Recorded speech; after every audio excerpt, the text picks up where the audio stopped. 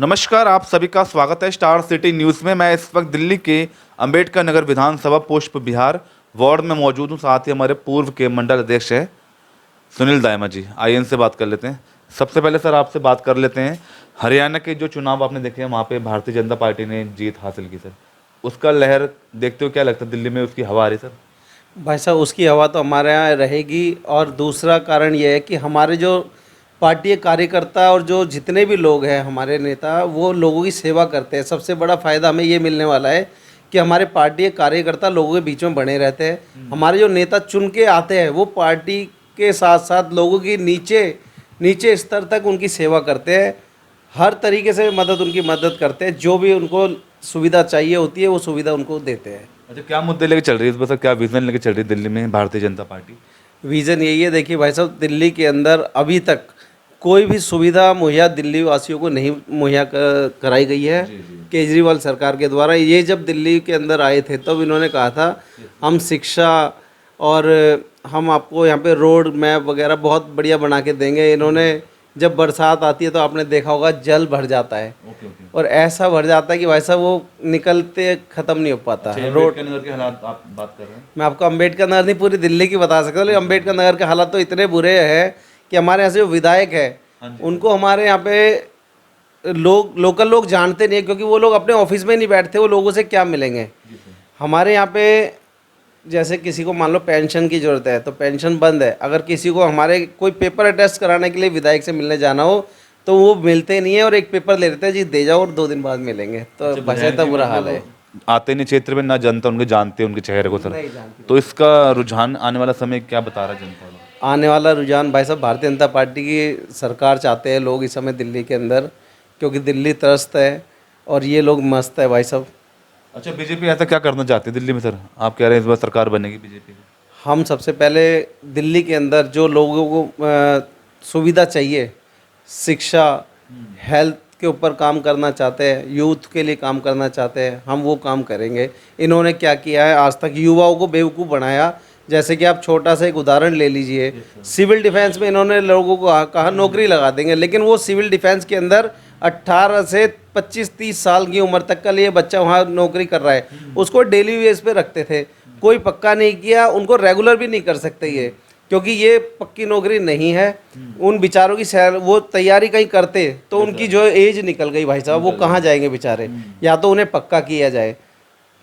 मतलब सर, जैसे दिल्ली सरकार ने अभी जो बसों में जो मार्शल को लेके भी जो उन्होंने तैनाती रखी थी उनको हटा दिया गया, और अब जैसे 4 महीने के लिए उनको प्रदूषण में जो नियंत्रण के लिए उनको रखा हुआ इस समय सर, इस पर भी सर कहीं ना कहीं राजनीति चल रही है सर? इस पे बहुत तगड़ी राजनीति खेल रहे केजरीवाल साहब जो है, इन बच्चों को बेचारों को इन्हें कहा था हम आपको सरकारी नौकरी देंगे, तो वो इस लालच में अपना 10वीं 12वीं पास करने के बाद में किसी और चीज़ की ना तैयारी करते, वो सिविल डिफेंस में जॉब करने लगे थे।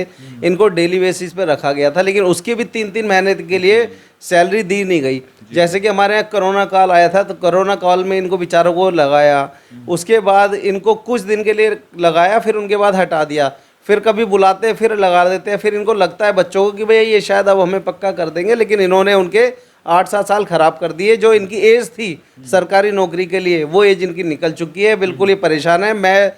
हम कोशिश करेंगे, अगर बीजेपी की सरकार बनती है तो हमारा मकसद रहेगा जो ये लोग काम कर रहे थे इनको रेगुलाइज किया जाए जी।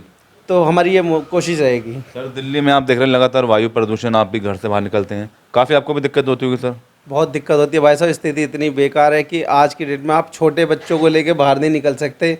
मास्क लगा के ज़रूर निकले। मैं तो ये कहूँगा कि जब भी जाए तो अपनी पॉकेट में मास्क रहे और मास्क लगा के घर से बाहर निकले। तो गले में खराश हो रही होगी आपको? बहुत ज़्यादा खराश हो रही है भाई साहब। खराश इतनी हो रही है कि मेरे को मेडिसिन भी लेनी पड़ती है अब तो सर राजनीति चल रही है सर, और छठ आ रही है तो इसको लेके भी यमुना नदी की को लेके बात की जा रही है कि यमुना नदी में आज जो व्यवस्था आज की देख रहे हैं खराब है आज की। भाई साहब देखिए, यमुना नदी के अंदर इन्होंने कहा था कि भाई हम यमुना जी को एकदम साफ़ कर देंगे, लेकिन और छठ पर्व जो होता है दीपावली के बाद बड़ा पर्व माना जाता है, उसके अंदर लोग आते हैं और उसमें स्नान करते हैं। और आज उसमें आप जाके देखिए स्नान कैसे करोगे आप, इतना उसमें झाग है, गंद है, उसमें आप बिल्कुल दूर भी नहीं खड़े हो सकते आप भाई साहब।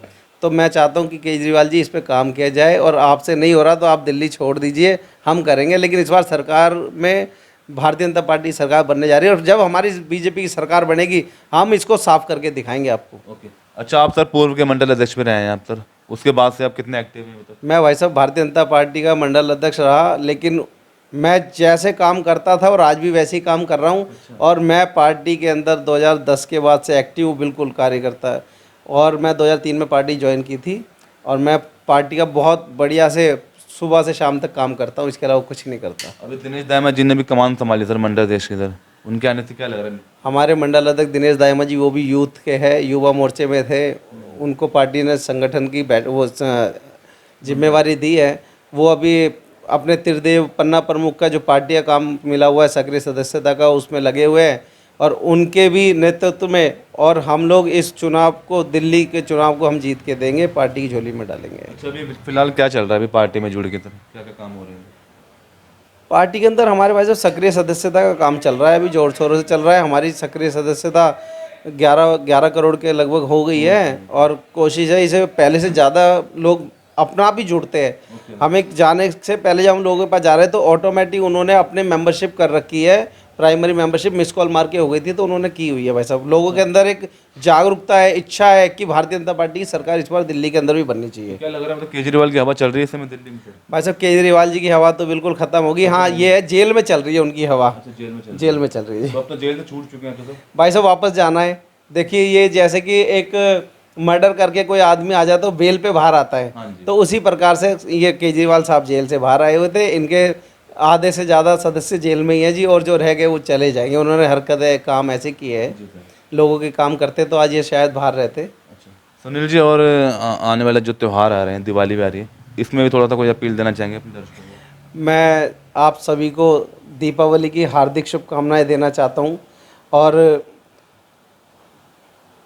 दीपावली के साथ साथ आप लोगों से सबसे गुजारिश करूंगा इस चैनल के माध्यम से कि आने वाले चुनावों के अंदर भारतीय जनता पार्टी को वोट करें और ईमानदार सरकार को इस बार चुने।